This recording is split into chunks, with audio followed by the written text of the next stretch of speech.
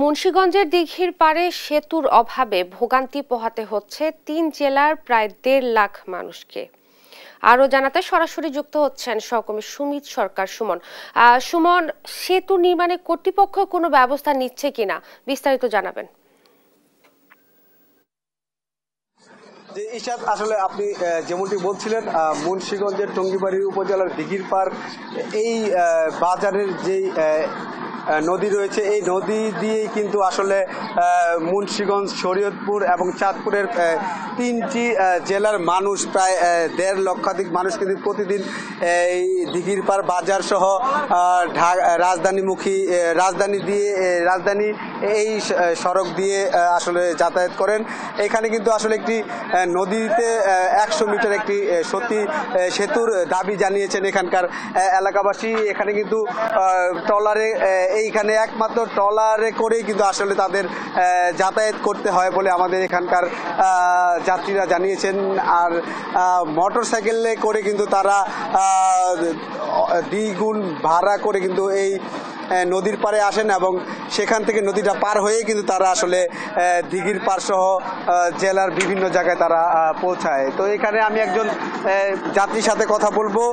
আপনি একটু জানাবেন এখানে আপনাদের কি কি সমস্যা হচ্ছে এই সেতুর অভাবে?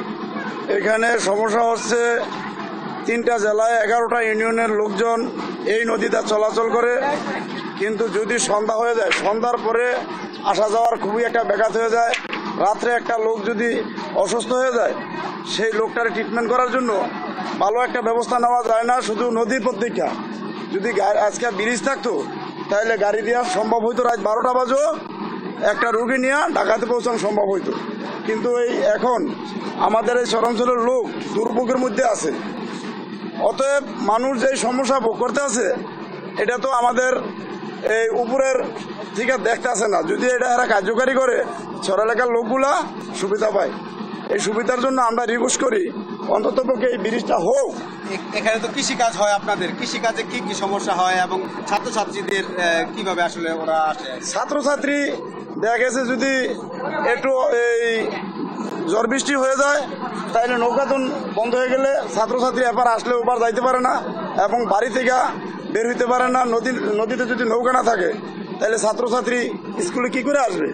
আসার জন্য এই জন্য দরকার হলো ব্রিজ। যদি ব্রিজটা আমাদের হয়ে যায় তাহলে লেখাপড়ার জন্য সুবিধা হয় এবং ট্রিটমেন্টের জন্য সুবিধা হয়, বাজারঘাট করার জন্য সুবিধা হয়।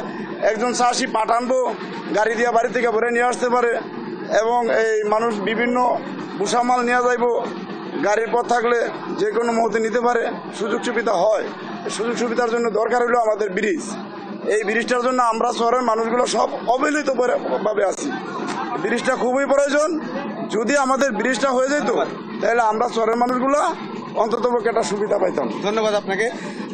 ইশাদ, আপনি যেমনটি শুনছিলেন, এখানকার যাত্রীরা কিন্তু জানিয়েছেন যে তারা রাতের বেলায় কিন্তু তাদের এই ট্রলার বন্ধ থাকে, তাদের কিন্তু চিকিৎসা সহ জরুরি কাজে কিন্তু তারা পৌঁছতে অনেক বেগ পেতে হয়। এবং আমরা এখানকার কর্তৃপক্ষ এলজিডির সাথে কথা বলেছেন, তারা যেটি জানিয়েছেন যে তারা কিন্তু মাটি পরীক্ষা করেছে, তাদের চাহিদা উপরমহলে পাঠাবে বলে আমাদের এখানকার জানিয়েছেন।